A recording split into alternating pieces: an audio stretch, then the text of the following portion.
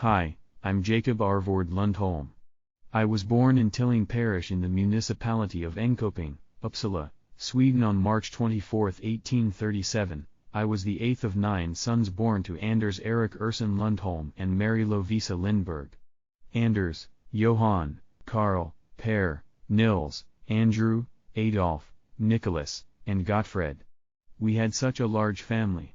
2 days later, on March 26, 1837, I was christened in the Tilling Parish Church.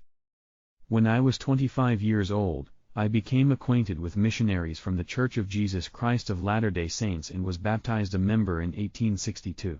I left my native Sweden that year, the first of my 5 brothers to do so, and immigrated to the United States aboard a sailing vessel, the Baltic.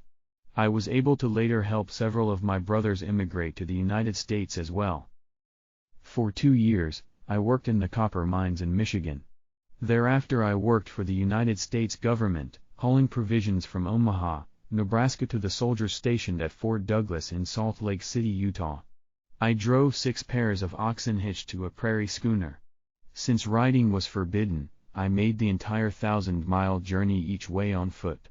Fording rivers was especially dangerous, and he had to be careful to avoid being swept downstream. I married my sweetheart Christina Erickson on May 13, 1872, at age 35 in Utah.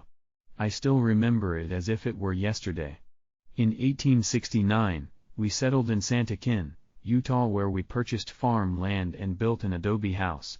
I enjoyed farming. A quote from my granddaughter, Beatrice Samuelson: "He was awfully kind and good to animals." My wife had a daughter when we married named Kate Bergman.